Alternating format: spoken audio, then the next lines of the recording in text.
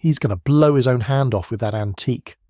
The voice came from a man half the veteran's age, standing behind a table stacked with polymer race guns, and a dozen people laughed. Walter Kellerman, 97 years old, cracked a leather holster on his belt, a 1943 Luger inside it that he had taken off a dying SS officer in a frozen Belgian field, didn't turn his head. He didn't say a word. He just signed his name on the competitor's sheet in the same careful cursive he had used since the Eisenhower administration, and walked toward the firing line while the laughter followed him like a bad smell.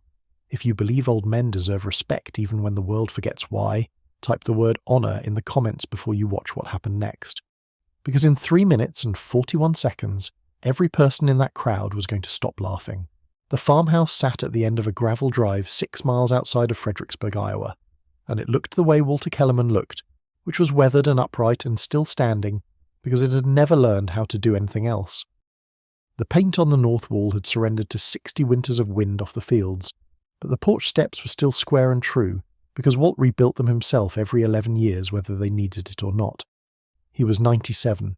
His wife Eleanor had been gone since the first Tuesday of March 2019. His son Raymond had been gone longer than that, killed in a helicopter outside Mosul in 2007, and Walt kept his photograph on the mantel next to the one of Eleanor and the one of Raymond's mother, his first wife Margaret, who he had buried in 1974. 3 photographs, 3 absences. One old man in a wool shirt who made coffee every morning at 4:45 and fed the 2 barn cats he didn't officially own, and then sat on his porch, watching the light come up over the cornfields as if he were still scanning a tree line for movement. He moved slowly now, but not the way you might think. He moved like a man who had learned a long time ago that every motion costs something, and that the ones that get you killed are the ones you make without meaning to. His hands were scarred. There was a white crescent across the back of his right wrist from a piece of shrapnel in Bastogne, and a ring of rope burned around his left thumb from a winch that had slipped on the farm in 1961, and you could read his life on his hands the way a botanist reads bark. Every Sunday morning, after the 6:30 service at Trinity Lutheran, Walt went out to the old steel backstop he had built behind the machine shed in 1958, and he shot the Luger, 50 rounds, every Sunday, without exception, through blizzards. Through the summer he broke his hip and shot sitting in a lawn chair. Through the week Eleanor died, when he shot with tears running down his face and never missed a single plate. He had been shooting that pistol every Sunday for 79 years, which is not a figure of speech, and it meant that the hands that looked like they belonged on a museum mannequin had fired that specific weapon more times than most police officers fire their service arm in an entire career. Nobody at the steel match knew any of that. Nobody had asked. The young man at the registration table had glanced at the holster, glanced at Walt's face, and made his decision about both before Walt had even finished writing his last name. What none of those young shooters realized, as they sipped their energy drinks and admired each other's custom grips in the parking lot, was that the quiet old man they had already dismissed had put more steel on target with a Luger than any living human being on the North American continent. And in less than 90 minutes, they were about to watch him prove it. The Cedar County Sportsman's Club had run its Sunday Steel Challenge every 3rd weekend of the month for 22 years, and it had grown from a gathering of 8 local farmers into a sanctioned regional event that pulled sponsored shooters from 3 states. The range sat in a shallow bowl of prairie at the edge of a gravel county road, ringed by a berm of black Iowa dirt that soaked up rounds the way the fields beyond it soaked up rain. On match days, the place smelled like fresh-cut hay from the adjoining farm, and burnt powder, and the specific chemical sweetness of the cleaning solvent the younger competitors sprayed on their slides between stages. There were 6 plate racks set at distances from 7 to 35 yards, each rack holding 6 8-inch circles of AR 500 steel painted a fresh white every Saturday evening by a retired postal carrier named Hank DeLorme, who took the job seriously because he believed a man should always see clearly what he was aiming at. That Sunday in October, the parking lot was full by 7:45. There were pickup trucks and a few gleaming SUVs, and one chrome-wrapped Dodge Charger belonging to a 26-year-old sponsored shooter out of Des Moines named Tyler Brennan, who had a social media following of 62,000 people, and a reputation, among those who knew him, for being exactly as fast with his mouth as he was with his draw. Tyler was the defending club champion. He shot a custom Open Class 2011 with a red dot optic and a compensator the size of a cigar tube, and his stage times were posted on the clubhouse corkboard in red ink, because Derek Holloway, the match director, was a man who understood pageantry. Derek was 54 and built like a furnace, and he had been a Marine before he had been anything else. He ran the match with the brisk courtesy of a man who had seen what happened when things weren't run right. The morning briefing was at 8 sharp. Coffee in paper cups. The smell of someone's wife's banana bread drifting from the clubhouse kitchen. The sound of slides being racked outside. The little metallic psalm of men checking their equipment. Walt Kellerman had parked his 1994 Ford F-150 at the far end of the lot, in the shade of the only oak tree the club had left standing, and he had walked across the gravel with a gait that was slow but not uncertain. He carried a small canvas bag over his shoulder. Inside the bag was one spare magazine, a cleaning rod, a cloth, and $200 in cash in a white envelope for the match fee and any incidentals, because Walt didn't trust the machines people used for money now. He had not been to the Cedar County match before. He had driven past the range sign every week on his way to Trinity Lutheran for decades, and something that morning, he couldn't have told you what, had made him turn the wheel and come in. Maybe it was the way the light had looked on the fields. Maybe it was the anniversary of something he still marked privately. Or maybe it was simply that a 97-year-old man who wakes up each morning knowing it could be the last one sometimes decides the time has come to do a thing, and he doesn't bother asking himself why. What he didn't know, walking across that gravel with his bag over his shoulder, was that Derek Holloway was about to look up from the registration table, see the name Walter R. Kellerman written in a shaking but elegant hand, and feel a small electric jolt of recognition he wouldn't be able to place for another 3 hours. Tyler Brennan noticed the old man at 8:04, and he noticed him the way he noticed everything, which is to say, loudly. He was standing with 3 other sponsored shooters near the entrance to the range bay, and he was in the middle of a story about a stage time from the Nebraska Classic 2 weeks earlier, when he caught sight of the cracked leather holster riding high on Walt's belt and the distinctive grip angle poking out of it, and he stopped talking in the middle of a sentence. "Hey," he said. "Hey, hey, hey, are you seeing this?" The other men turned. One of them, a wiry shooter from Illinois named Cal, squinted and then laughed. A single sharp bark. "That's a Luger. That's an actual Luger." Tyler was already walking. He had a specific way of walking when he had decided something was about to be funny. A little bounce in the hips, a smile already pulled onto his face like a shirt. He came up on Walt's left side as the old man stood in line at the registration table, and he leaned in close enough that Walt could smell the energy drink on his breath. "Sir," Tyler said, pitching his voice loud enough for the 6 people behind him to hear. "Sir, I gotta ask, is that thing live? Are you actually planning on shooting that thing today?" Walt didn't turn his head. He was watching Derek Holloway's hand write out his name on the shooter roster, watching the pen form the letters the same way Walt had watched 1,000 lieutenants write 1,000 names on 1,000 rosters across a long life, and he answered without inflection. "Yes," Tyler laughed. He laughed the way a man laughs when he wants the laugh to carry. "Yes.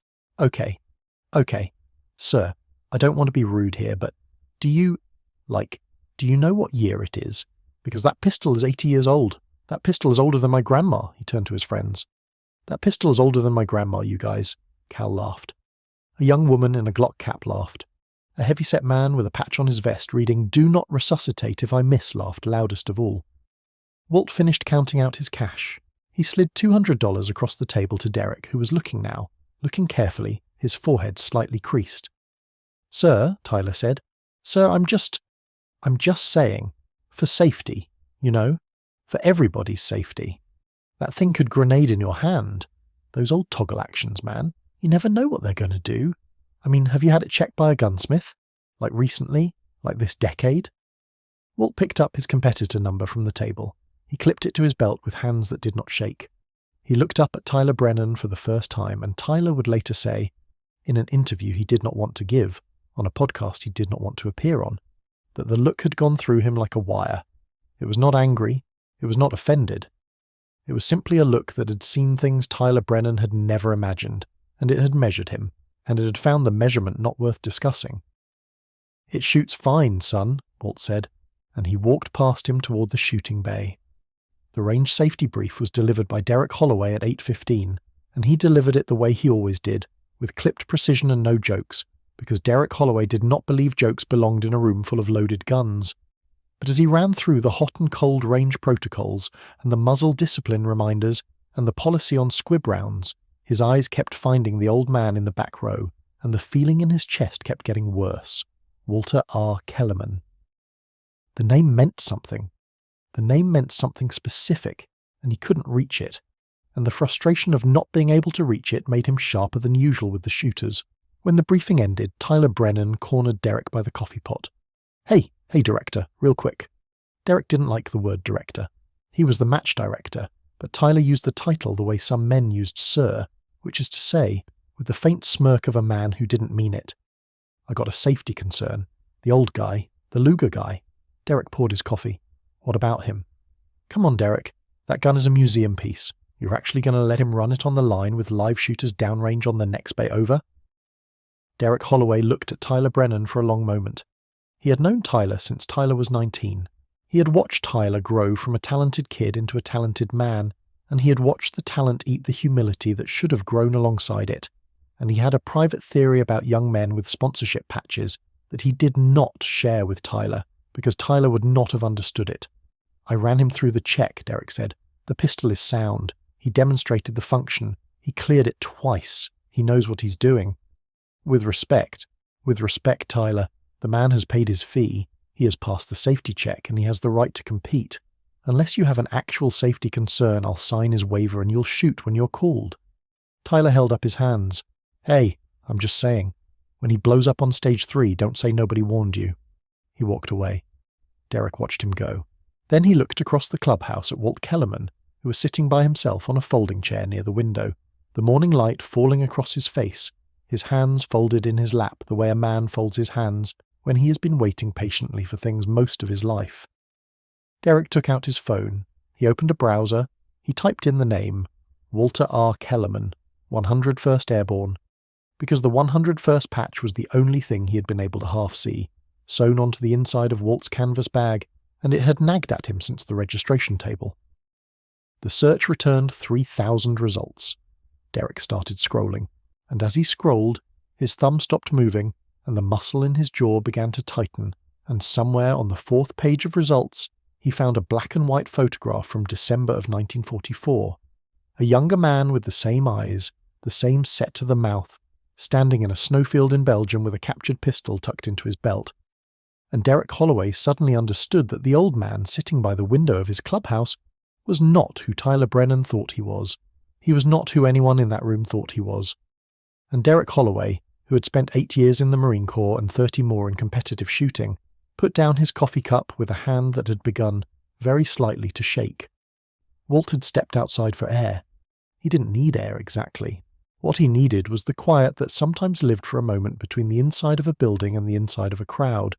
And the side door of the clubhouse opened onto a patch of gravel where nobody was standing, and that was enough. He lowered himself onto the wooden bench beside the propane tank. He rested his hand on the grip of the Luger, not to draw it, just to feel it there, the way a man rests his hand on a dog that has slept at his feet for many years. The leather of the holster was dark where his thumb had touched it tens of thousands of times. He closed his eyes. He was not thinking about Tyler Brennan. He had met 100 Tyler Brennans in his life, and the first one had been a replacement lieutenant in a village outside Bastogne who had told him, on the morning of December 22nd, 1944, that the old NCOs didn't know what they were doing, and that this was a new army now. That lieutenant had been dead by noon. Walt had closed his eyes and said the short prayer his mother had taught him in Dutch, because the lieutenant had been 21 years old and had written a letter to a girl in Wisconsin the night before, and Walt had mailed the letter himself 3 days later when they got back to a company clerk with a pen. He had been 17 years old that morning. He was 97 now. And sitting on the wooden bench beside the propane tank of the Cedar County Sportsman's Club, with the October sun climbing up the sky and the sound of an adjustable sight being clicked somewhere inside the building, Walter Kellerman thought about the specific moment, 81 years earlier, when a Waffen-SS Obersturmführer named Hans-Dietrich Krauser had raised a Luger toward the face of a 19-year-old American private named Sam Polanski, who was lying wounded in a ditch, and Walt, from a distance of 9 meters, had taken the shot that kept Polanski alive. Walt had walked over to the dying German officer and knelt next to him and taken the pistol from his hand. Kraus had looked up at him and said, in clean English, "You are a farmer." Walt had said, "Yes." Kraus had said, "I was a watchmaker." Then Kraus had closed his eyes. Walt had carried that pistol for the rest of the war. He had used it in 3 more engagements. He had used it in a cellar in Dusseldorf to end a thing that could not be described in polite company. He had wrapped it in oilcloth on the boat home and unwrapped it on a kitchen table in Iowa, and cleaned it and fired 50 rounds through it the following Sunday, and the Sunday after that, and the Sunday after that, for 79 years, because somewhere along the way he had made a promise to himself, and to the watchmaker, and to the boy Polanski, that the pistol would never stop working, because a pistol that had once been used for evil should be used every week for the simple mechanical act of hitting what it was pointed at, which was, in Walt's private theology, a kind of ongoing atonement. He opened his eyes. A starling landed on the gravel in front of him. It looked at him. He looked at it. "You ready?" he asked it softly. The starling flew away. Walt stood up. He adjusted the cracked leather holster on his belt. He walked back inside. At 9:22, Derek Holloway called the first relay to the line, and Walt Kellerman's name was on it. There were 4 shooters in the first relay. A heavy-set farmer named Mike Orson, a woman named Delia Chen who shot a cig and rarely spoke, Tyler Brennan, and Walt.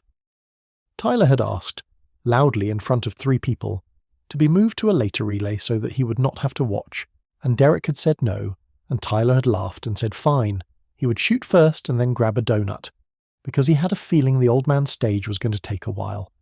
The shooting bay was roofed with corrugated steel and open on the downrange side, and the plate rack for stage 1 was set at 10 yards, 6 white circles on a steel tree, the simplest stage of the match. Tyler went first. He drew from a race holster with a magnetic retention system, and he cleared the rack in 3.1 seconds, and he holstered and turned to the crowd with his arms out in a small theatrical bow. There was applause. Delia Chen went second, 4.8 seconds, clean run. Mike Orson went third, 6.2 seconds, 1 makeup shot. And then Derek Holloway, standing behind the shooting box with his timer in his hand, said, "Shooter ready," and Walter Kellerman stepped up to the line. The crowd, which had been thinning, did not thin anymore. In fact, it thickened. Word had spread that the old man with the Luger was about to shoot, and men and women drifted out of the clubhouse, out of the parking lot, out of the kitchen, and they gathered along the fence line of the bay, and somewhere in the back a teenager raised his phone and began to film horizontally, because his father had once told him that only animals filmed vertically. Tyler Brennan stood at the edge of the crowd with his arms crossed and a small smile on his face. Cal stood next to him.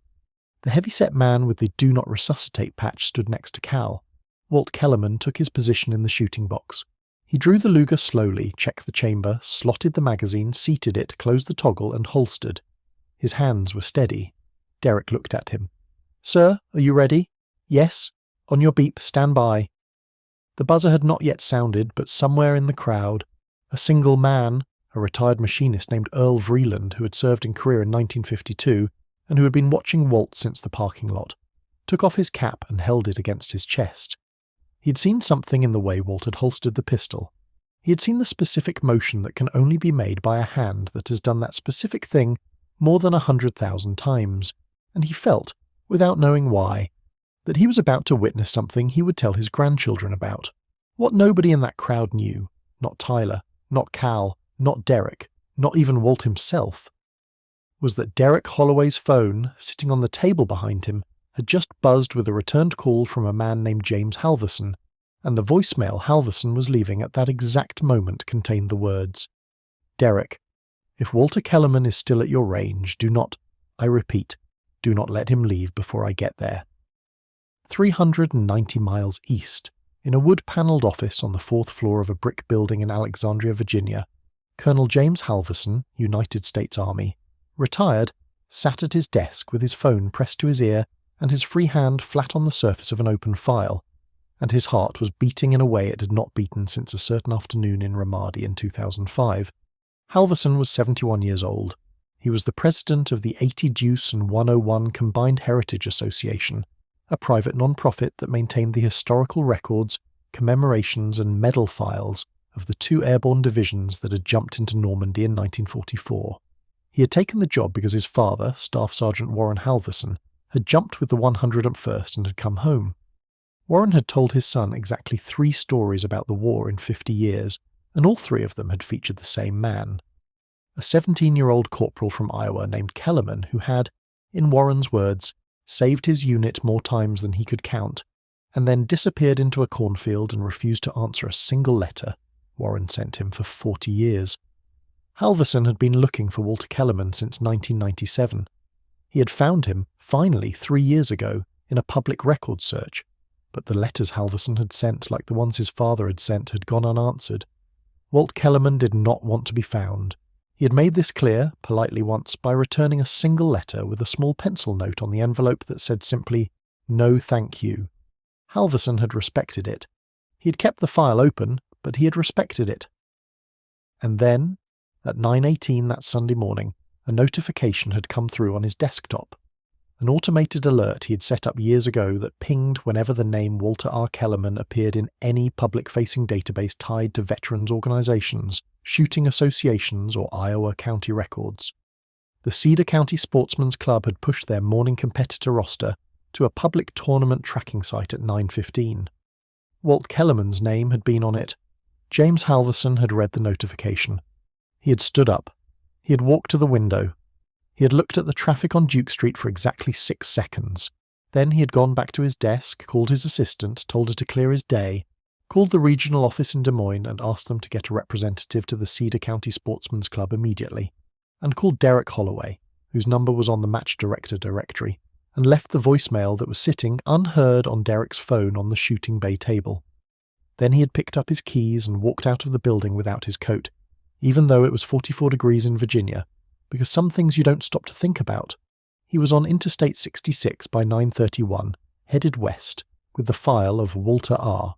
Kellerman on the passenger seat of his Chevrolet, and on the top of the file in black and white was a photograph of his father at 19 years old, standing in the snow outside a burning barn in Belgium, his arm around the shoulders of a boy in a shredded overcoat who was holding a Luger pistol loosely at his side, and on the back of that photograph in Warren Halverson's careful pencil handwriting were 9 words that James had read 10,000 times in his life. "This boy is the reason I came home. Walter." Back at the Cedar County Sportsman's Club, the buzzer had not yet sounded. Derek Holloway stood behind Walt with the timer in his hand, and a strange stillness in his body, like a man who has just realized he is standing closer to a cliff than he thought. The crowd at the fence line had grown to nearly 40 people. The teenager was still filming. Earl Vreeland still held his cap against his chest. Tyler Brennan, who had begun the morning finding this funny, was finding it a little less funny now. Not because he had noticed anything, but because nobody was laughing with him anymore, and for a certain kind of young man, that is its own form of emergency. He stepped forward to the fence and said loudly, "Hey, Pops, remember to keep your thumb off the toggle, all right? You don't want to lose a digit." A few people laughed, not many. The laughter had an uncertain edge to it now, the kind of laughter that comes from people who are no longer sure which side they are supposed to be on. Walt did not turn his head. He was looking at the 6 white plates 10 yards in front of him. His right hand rested, loose and open, at his side. Derek raised the timer. "Shooter, stand by." 3 seconds passed. The cornfield across the road rustled in a small breeze. A red-winged blackbird called once from a fence post and went silent. Derek's thumb floated over the start button, and in that 3-second gap, while 41 people held their breath and one of them held his cap against his chest, something happened that several witnesses would later describe in slightly different words, but all agree on in substance. Walter Kellerman changed. He did not move. His expression did not shift. But something in the air around him compressed, the way the air compresses in the half-second before a thunderstorm, and the people closest to him, Derek, Earl, Delia Chen, all felt the hair on their forearms lift. Tyler Brennan at the fence stopped smiling. He did not know why. He would later, much later, try to explain it to a therapist in Des Moines, and he would say that for 1 full second he had looked at the old man in the shooting box and understood, with the kind of primitive clarity that the body has when the mind has not yet caught up, that he had insulted a creature he had badly misread. Then Derek Holloway pressed the button. The buzzer sounded, and Walter Kellerman's right hand moved, and it moved in a way that nobody at that range, not the sponsored shooters, not the masterclass instructors, not the 40-year competition veterans, had ever seen a hand move in person. Because it wasn't a draw. It wasn't a technique from any modern school. It was something older than that. It was the motion of a man who had learned to draw a pistol not in a competition but in the dark, in the snow, with frostbitten fingers, on a night when drawing it half a second slower would have meant dying. And that motion, retained in the muscles of a body that had repeated it every Sunday for 79 years, was about to rewrite every assumption that every person at that fence line had brought with them to the range that morning. The first plate fell at 0.67 seconds. That is not a misprint. The timer showed it, and the timer was a certified Pack Club timer that Derek Holloway had calibrated the night before, and the number was the number. 0.6 of a second from the buzzer, which is a time that would be considered fast even for a champion draw from an open-class holster, with a compensated 2011, and Walt Kellerman had done it from a cracked leather flap holster with a 1943 Luger, which nobody in any modern competitive discipline would consider possible because the holster and the pistol were both wrong for it. And yet the plate had fallen, and the timer had read 0.67, and the sound of the shot had been a single clean crack. Unlike any of the fat-compensated reports the crowd had been hearing all morning, sharper, older, the sound of a different kind of sentry, the second plate fell at 1.04 seconds, the third at 1.41. There was a rhythm to it that was not the rhythm of a modern competitor. It was not the rapid, stuttering machine gun rhythm of splits measured in hundredths. It was a slower, more deliberate cadence. A man who knew exactly how long a Luger's toggle action took to cycle, and who had learned, a long time ago, to let the pistol finish its own mechanical work before asking it for the next shot. It was the rhythm of a man shooting a pistol, not a race gun. And yet, somehow, the total time was faster than anyone on the bay that morning. The fourth plate fell at 1.81. The fifth at 2.19. Tyler Brennan's mouth was open. He was not aware that his mouth was open.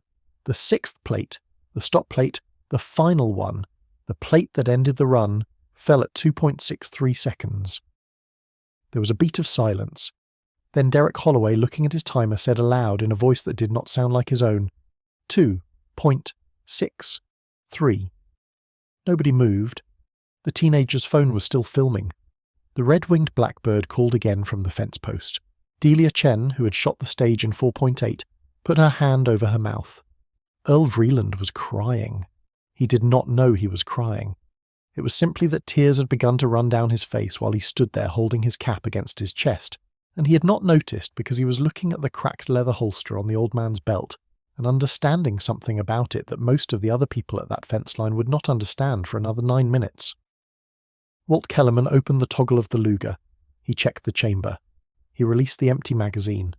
He did all of this slowly, in the way a man does these things in front of other shooters when he wants to show them that the weapon is clear, and then he holstered the pistol and turned around.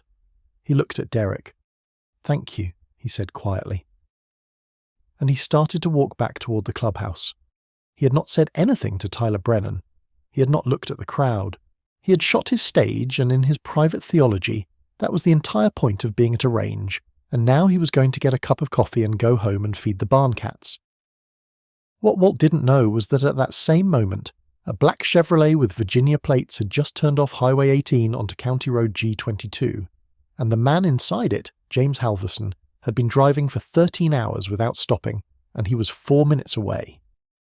The black Chevrolet pulled into the gravel lot of the Cedar County Sportsman's Club at 9:51, and the man who got out of it was wearing a grey suit and no coat, and he walked with the specific locked spine posture of a retired officer who has spent 40 years being looked at. James Halverson was 6 feet even. His hair was white. His eyes were red from 13 hours of driving without brakes, and the file under his arm was thick, and the photograph clipped to the top of the file was visible to anyone close enough to see. A black and white shot of 2 young men standing in snow. He walked toward the clubhouse. Derek Holloway, who had been standing by the shooting box in a kind of trance, saw him coming. Something in Derek's training took over. He moved to intercept. "Sir, can I— Where is he? Sir, I need to— Where is Walter Kellerman?" Derek looked at the file under the man's arm. He saw the photograph. He saw the 101st patch on Halverson's lapel pin. He stepped aside. Inside, just went in, coffee counter. Halverson walked past him. He walked through the door of the clubhouse. The room was half full. Walt Kellerman was standing at the coffee counter with a paper cup in his hand, stirring in a single packet of sugar with a plastic stir stick, and he had not heard the door open, because the door opened and closed all morning, and he had no reason to turn. Halverson stopped 10 feet from him. He opened his mouth. He closed it. He opened it again. And what came out was not a sentence he had rehearsed on the drive, and it was not the formal opening of the speech he had been preparing for 28 years. What came out was in a voice that cracked in the middle. "Corporal Kellerman!" Walt's hand stopped moving. The stir stick went still in his coffee. He did not turn around. He said quietly, "Nobody's called me that in a long time." Halverson took a step closer.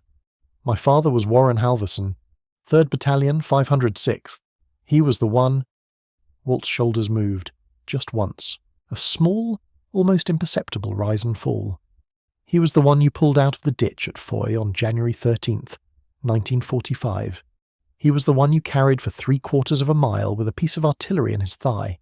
He was the one you kept alive with a tourniquet you made out of your own belt because the medic was dead." Walt still did not turn around. "He died in 2001. He wrote you 17 letters. I have written you 9. My father told me, on the day he died, that if I ever found you, if I ever in my lifetime found the man who carried him out of that ditch, I was to tell you that he had lived a good life. He had raised 3 children and 7 grandchildren, and every single one of them existed because you carried him 3/4 of a mile in the snow when you were 17 years old." The room had gone silent. Not a polite silent. The specific silent of 40 people who understand that they are standing inside something they did not know they had walked into. Tyler Brennan near the window had both hands against the wall behind him, as if the wall were the only thing keeping him upright. Walt Kellerman turned around. He was holding the paper cup. His face was wet. He had not made a sound. James Halverson crossed the last 10 feet of the clubhouse floor, and he stopped in front of the old man in the cracked leather holster.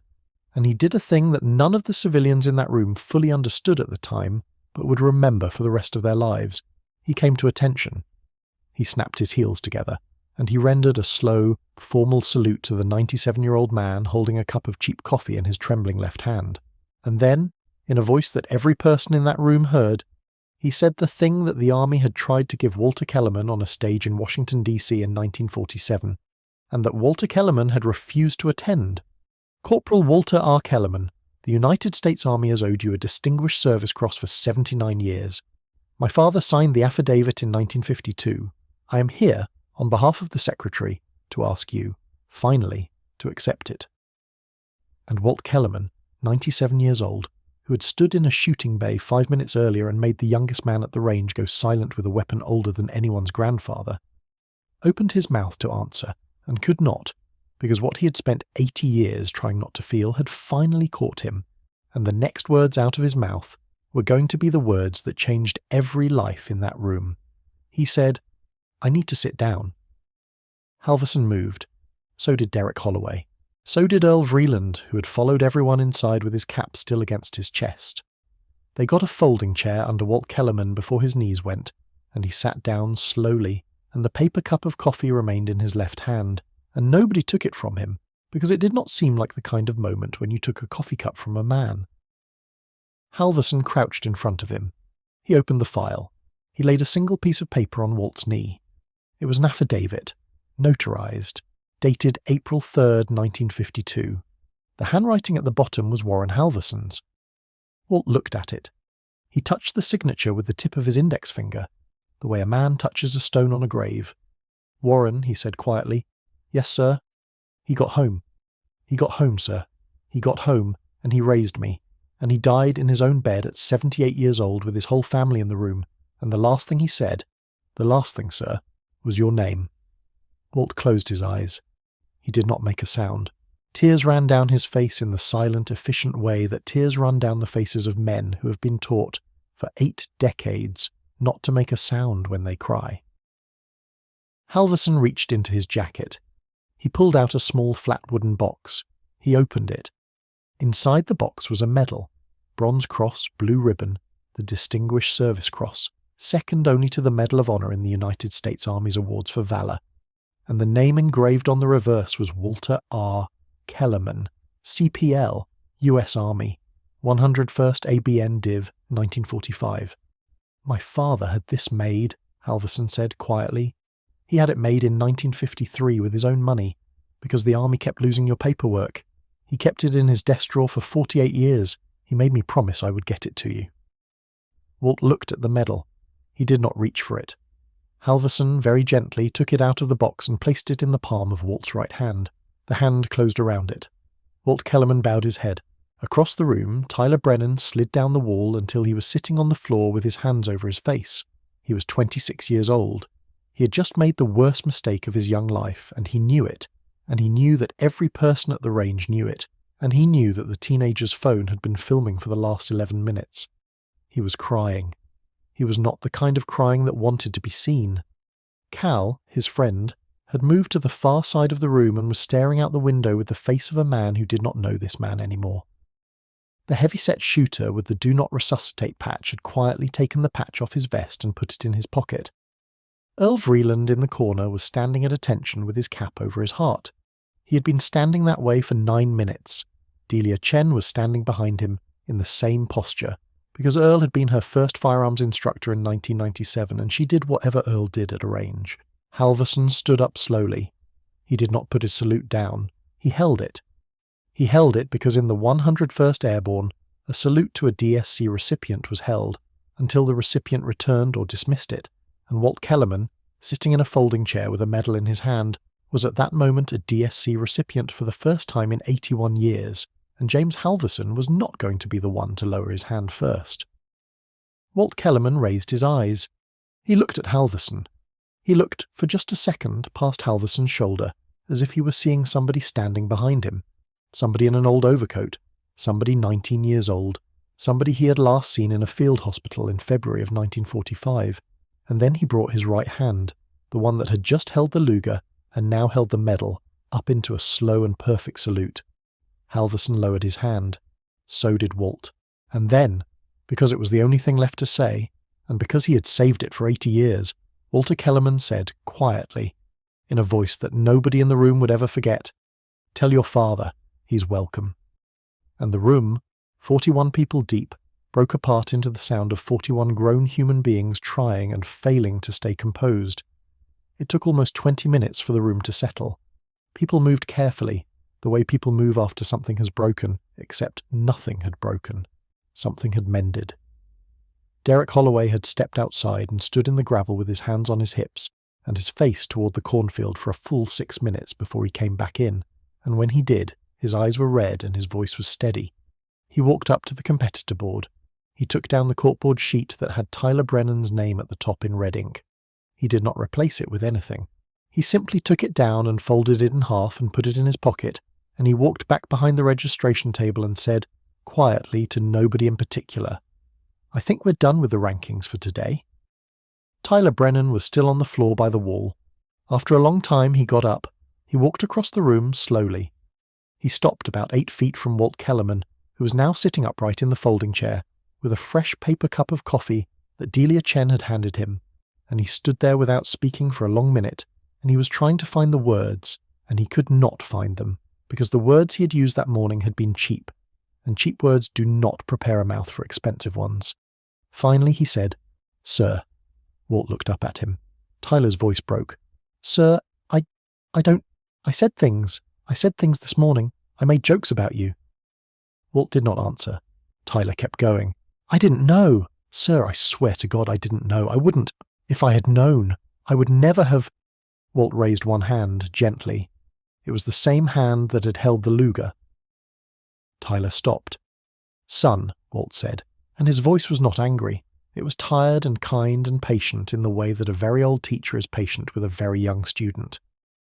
"The problem wasn't that you didn't know," Tyler swallowed. "The problem was that it didn't occur to you that you might not know." Tyler nodded.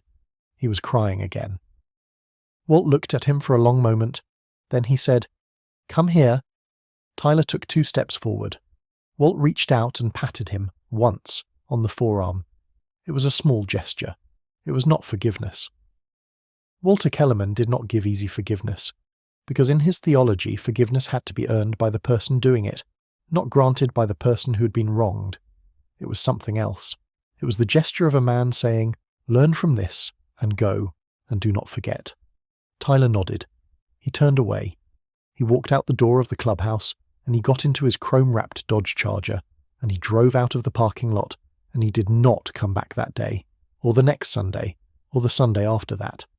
He came back 4 Sundays later. He was driving a 2008 Toyota pickup. The chrome Charger was gone. He had a bag of coffee for Walt Kellerman and a quiet apology letter written in pen, not printed, and he handed both of them to Derek Holloway and asked Derek to deliver them, because he did not feel he had earned the right to hand them to Walt himself. Derek delivered them.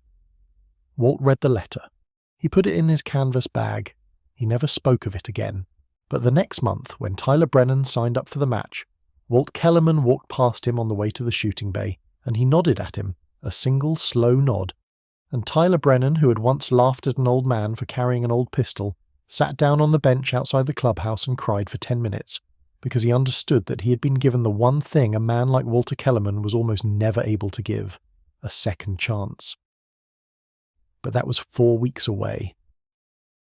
On the morning of the reveal, as the crowd slowly dispersed and the clubhouse began to clear, nobody yet knew what was about to happen at the Department of Defense in the 3 days following, because James Halverson was making a phone call in the parking lot that was about to open a door Walter Kellerman had kept closed for 79 years. The phone call from the parking lot went to the office of the Secretary of the Army. James Halverson had a specific number and he used it specifically, and he said specific words, and the words he said produced specific results, which is how the federal government works when the right hand knows what the left hand has been looking for. Within 72 hours, the Cedar County Sportsman's Club had received a formal letter on Department of the Army letterhead, signed by a 2-star general, announcing that a formal ceremony would be held at the club on the 2nd Saturday of November to present Corporal Walter R. Kellerman, retired, with the Distinguished Service Cross he had been owed since 1945, along with 7 additional decorations that had been approved in a 1947 paperwork review and never delivered because the man in question had moved home to Iowa and written on his discharge form, in the space for forwarding address, the words, "Do not contact." The ceremony was held. Walter Kellerman attended, in a suit Eleanor had bought him in 1981 that he had not worn since her funeral. 410 people came. Representatives from the 101st Airborne Division Association drove in from 5 states. A 95-year-old man named Samuel Polanski, who had been a 19-year-old private in a ditch in 1944, was wheeled in from a VA hospital in Wisconsin by his granddaughter, and when he saw Walter cross the room he began to cry and he said in a voice that trembled, "Walter, Walter, I told them for 79 years. The 2 men embraced. They did not speak much after that. Old men who have survived together rarely need to. The local paper ran a story. The story was picked up by an Associated Press reporter in Des Moines. The video from the teenager's phone, the one that had filmed the shooting stage and the reveal, was posted to the internet by the teenager's older sister, who understood that the footage was not a meme but a document, and she edited it with restraint and uploaded it with a plain title, and it was viewed 11 million times in the first week. Walter Kellerman did not watch it. He did not own a computer.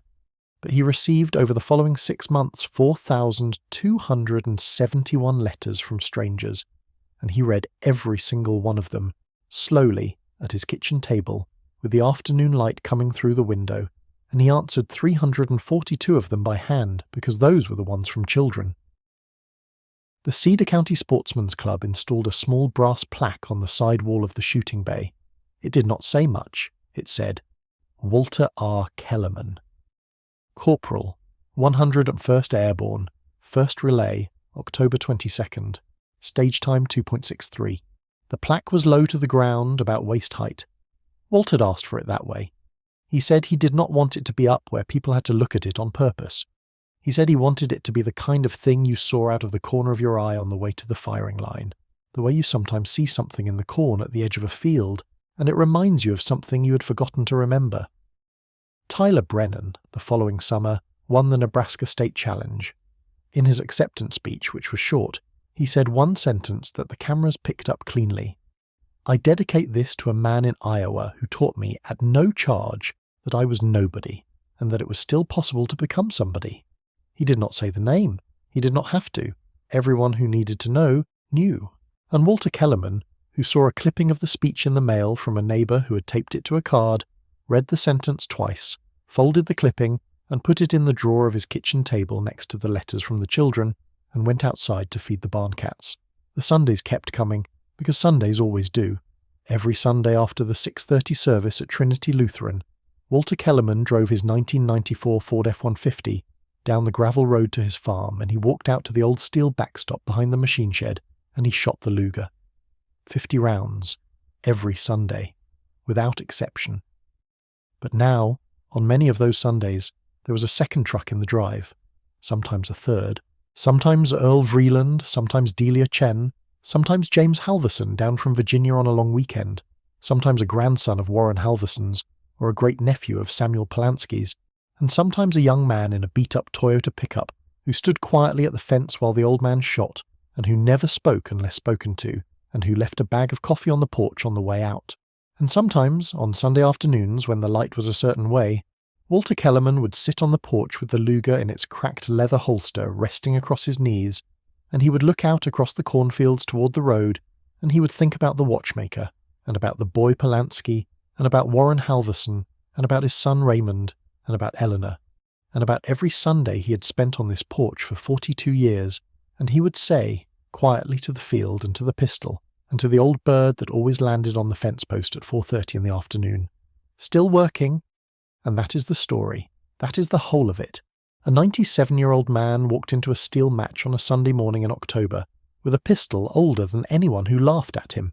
And by the time he walked out, he had reminded 41 people, and 11 million more on the internet, that the measure of a man is never the year of his equipment, and never the condition of his holster, and never the pace of his walk across the gravel, but only what he carries inside him, and how long he has carried it, and how quietly. If this story moved you, if you believe that the old ones among us deserve to be seen before they go, and that the uniforms of the past are not costumes but receipts, then subscribe to this channel. We tell these stories because someone must, and because every week there is another Walter Kellerman somewhere in America, walking slowly across a gravel lot with a cracked leather holster on his belt, and a life inside him that nobody has thought to ask about. Thank you for watching. And to every veteran watching this right now, we see you. We always did.